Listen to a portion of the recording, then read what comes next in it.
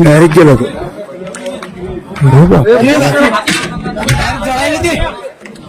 आवाज नको अभि ती तारावरच पडला ते. हो ना तारावर पडला. अरे गाडीमध्ये कोणी असेल अरे पेटून राहिला हो ते पेटून राहिला अरे ते हलू राहिलं ते ना पेटून राहिला अरे ते हलू राहिलं ते काय झालं. अरे त्या पीआय साहेबांना फोन लावून कोणतरी लय बेकार आपण काढायला जाऊ सगळं जळायला. अरे कोणी अरे यार उठायचा प्रयत्न करू राहिला रे. उठू शकत नाही ते सब आसान रे उठायचा प्रयत्न करू राहिला ते.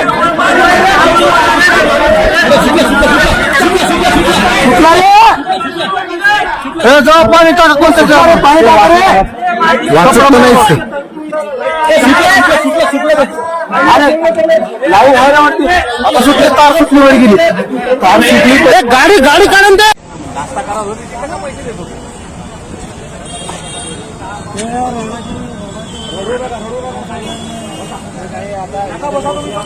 नागपूरला पोहोचले म्हणजे आता आपल्या घरी पोहोचले तुम्ही. जेवढ्या घेऊन तुम्ही नागपूरला पोहोचले ना म्हणजे आपल्या घरी पोहोचले. आता आम्ही इथून जेवढं जे नाही तिथं करू शकत होतो ते इथं करू. त्याच्या आता काही टेन्शन नका घेऊ. यूपी छोड़ देता हूं ना.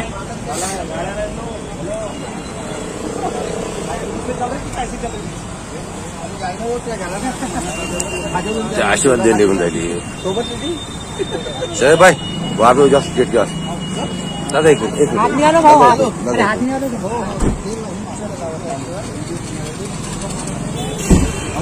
काय किस करू साथ में कोणाला हो हो हो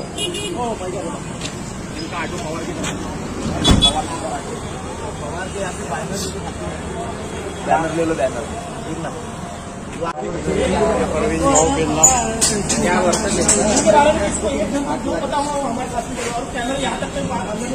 नहीं बस यहीं से बाइक उठा बाइक एक जन चलो एक जन साथ में आनंदा जा सकते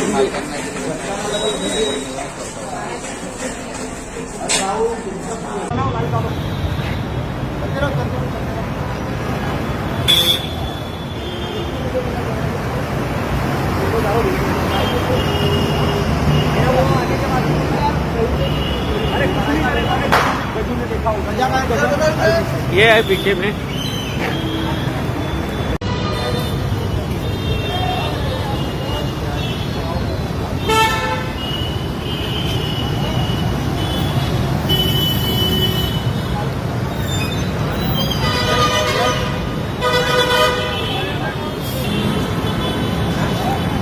बुरा नहीं आ रहा मैंने वीडियो बना रहा है.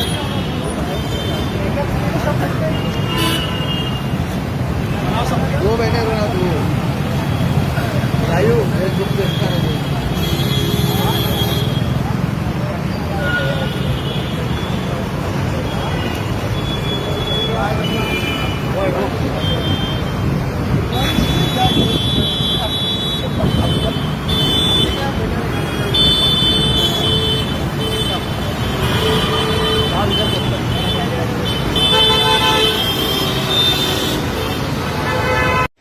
मी पांडेजीला फोन केला होता की मला पैसे पाहिजे म्हणून माझ्याजवळचे पैसे संपले आहे. तर पांडेजी सांगत होते की आज देतो उद्या देतो असे सांगायला लागले. घरी विचारून देतो पण पांडेजीने 2-3 दिवस मी कॉल करू त्यांनी काही रिस्पॉन्स दिला नाही. आणि लोकांना सांगत होते की तुम्ही त्याला 50,000 1 लाख रुपया दिलावा म्हणून. पैसे तर दिले नाही पण ते लोक खोटे बोलून राहिले की बा आम्ही 1 लाख रुपये दिले. आम्हाला त्यांच्याकडनं फक्त 2,000 रुपये मिळाले. त्याच्या व्यतिरिक्त त्यांनी आम्हाला 1 रुपया दिला नाही. आणि आम्ही त्यांना रिक्वेस्ट करून सुद्धा ते पैशाची नाव गोष्ट घेत नाहीये. आणि खरंच आम्ही इथे आहोत तर आम्ही 1 महिना झाला आम्ही प्रॉब्लेममध्ये आहोत. त्यांना आम्ही आमची प्रॉब्लेम सांगून सुद्धा ते आम्हाला मदत करायला तयार नाहीये. आणि ते उलट असे म्हणतात की आम्ही यांना पैसे दिले एक जण म्हणतात 70,000 दिले, एक मालक म्हणतात की आम्ही 1,00,000 रुपये दिले.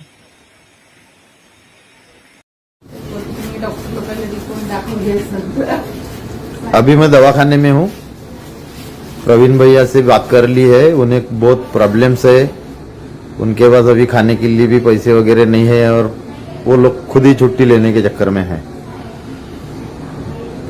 तो क्या किया जाए, कल मीटिंग रखता हूँ. क्रांती गुमास्ता मंडळ नागपूर यांचे मुख्य सचिव माननीय काकाश्री उदारामजी घाटे यांचेतर्फे त्यांनी आम्हाला बोलावून प्रवीण पेंदाम यांच्या उपचारासाठी 200 रुपयाची मदत केली. आम्ही त्यांचे आभारी आहोत आणि त्यांचा आशीर्वाद लाभून त्याची प्रकृती लवकरात लवकर ठीक हो असा काकाजीकडून आशीर्वाद. धन्यवाद. मी सुजाता प्रवीण पेंदाम. माझ्या पतीचा लातूरमध्ये ऍक्सिडेंट झाला होता. त्यांना इलेक्ट्रिक शॉक लागला होता. इलेक्ट्रिक शॉकमुळे ते भरपूर म्हणजे 40% जळाले होते. त्यांची ट्रीटमेंट विलासराव देशमुख हॉस्पिटलमध्ये लातूर येथे चालू होता व आम्हाला लातूरमध्ये असताना खूप सारे प्रॉब्लेम्स आले. तर आमचे हे सर्व अडचणी माझ्या सारथी भावांनी सोडवल्या. आम्हाला लातूरमध्ये हॉस्पिटलमध्ये असताना ते पूर्णपणे आम्हाला मदत करत होते. अनंतभाऊ पुरीचा आम्हाला रोजच फोन यायचा. भाऊची तब्येत कशी आहे, काय आहे, ट्रीटमेंट कशी चालू आहे व त्यांची आम्हाला पैशापासून तर म्हणजे अशी सर्व मदत मिळाली. 3 महिने झाल्यानंतर माझ्या पतीच्या पायामध्ये ब्लडच्या गाठी आल्या होत्या. तर डॉक्टरांनी सांगितलं होतं की इथे यांचा इलाज होऊ शकत नाही, तर यांना दुसऱ्या हॉस्पिटलमध्ये न्यावं लागेल. मी एकटी पडल्यामुळे मला खूप म्हणजे मी खूप मोठ्या संकटामध्ये होती. तर तेव्हाच मी अनंतभाऊ पुरीला फोन केला व त्यांची रिपोर्ट्स त्यांना पाठवले व त्यांनी अनंत भाऊ, संदीप भाऊ, संतोष भाऊ. दोस्तों नमस्कार, मैं संतोष चांदेकर नागपुर महाराष्ट्र से आया हूँ मुंबई के लिए. हमारे जो ड्राइवर साहब हैं प्रवीण पेंदाम जी, उनके साथ जो मालिकों ने किया है उस संदर्भ में हम ड्राइवरों के प्रति जन जागृति कर रहे हैं कि भाई ऐसे मालिकों के साथ क्या किया जाए जो ड्राइवर को मरते हुए हालात में छोड़ देते हैं.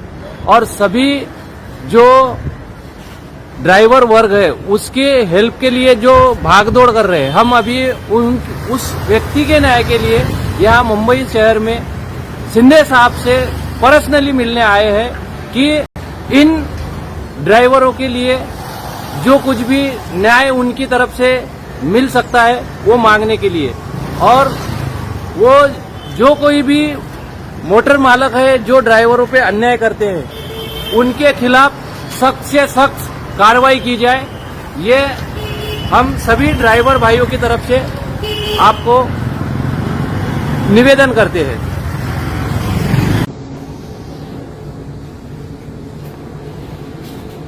राहू दे ना ते उचल तिथं कुठं का नाही उसके काम किए. संध्याकाळी जाताना पायाला बांधलेला आता चालायला तकलीफ होते का? नाही. आता सर्व बरोबर झालं.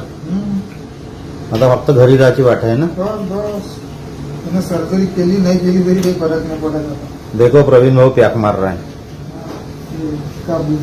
काय का देसी का है क्या इंग्लिश का है? 90 का है. ये बसेस कोई भी चला रहा है दूसरी, ये भी फोर्स लेके गया था.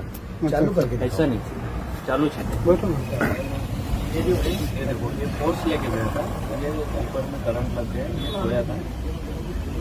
वो कैसा गलती से ये जो हाई टेंशन वाली तार आ गई. चलो आगे की वीडियो बताओ ना, सामने की बताओ, उसकी कंडीशन बताओ कैसी है.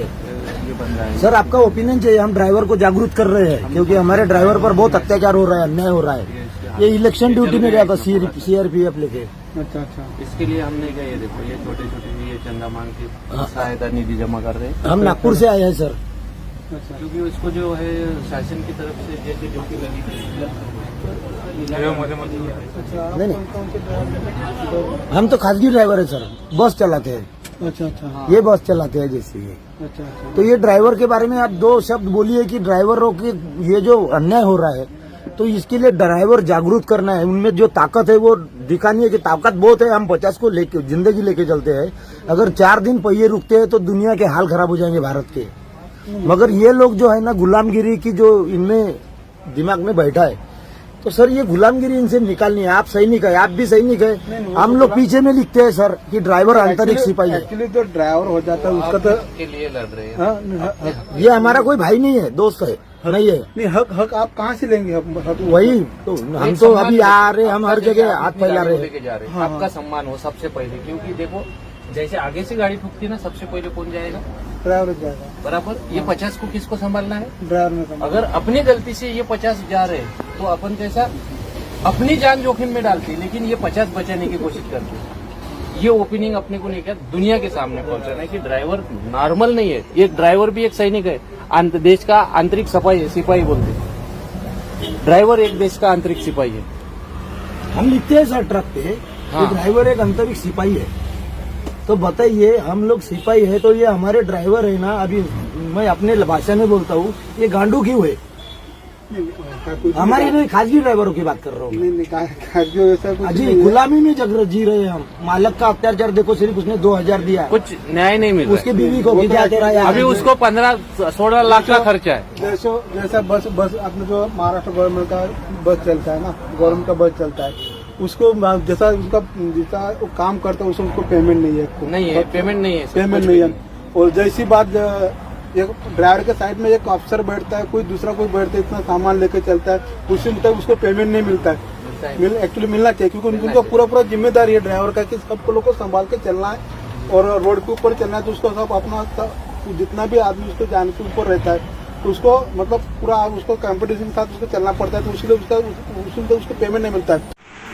आज दिनांक 14 अगस्त 2024 आज हमने भारतीय सारथी योद्धा नागपुर हेल्पिंग फाउंडेशन से आज भोजन दान से शुरुआत की है। इस खुशी में श्री मखदूम भाई शेख, इनके यहाँ हम लोगों को आज दावत है मखदूम भाई की तरफ से। मखदूम भाई का बहुत बहुत शुक्रिया, धन्यवाद।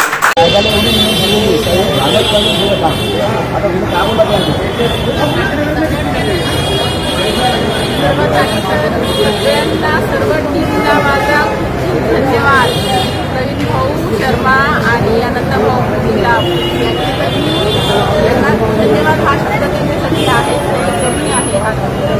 आणि सगळ्यांना सर्व ड्रायव्हर लोकांना, ऑटो ड्रायव्हर लोकांना सगळ्यांना विनंती आहे, आज या कठीण परिस्थितीमध्ये मला साथ देणारे हे सर्व लोक आहेत. कारण आज आम्हाला ज्यांची साथ मिळायला पाहिजे होती त्या लोकांनी आम्हाला साथ दिली. माझा नवरा त्या माणसाची गाडी रात्रंदिवस चालवत होता, त्या माणसाने सुद्धा आज त्यांना विचारलं नाही, मरणाच्या दारात. आम्ही बेकार परिस्थितीमधून निघलो.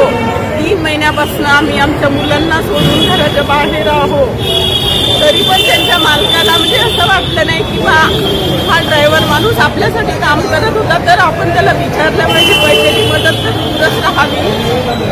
मी खरंच हे ड्रायव्हर भाऊंचे उपकार मी आयुष्यभर कधीच विसरणार नाही. कारण आज माझा माणूस जो जिवंत आहे, फक्त ह्या लोकांमुळे माझा माणूस आज मला दिसत आहे.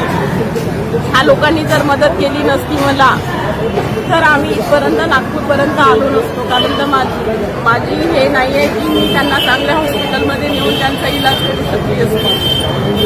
धन्यवाद सगळ्यांना.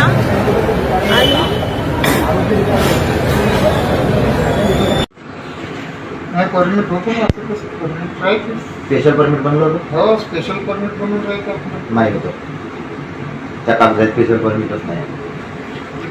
असं नाही होऊ शकत. बगैर परमिट शिवाय आपली गाडी जात नाही. सर्वच गाड्या बिगर परमिट मध्ये जातात. होऊ शकते मग, कारण की ऑन गव्हर्नमेंटचं काम म्हटलं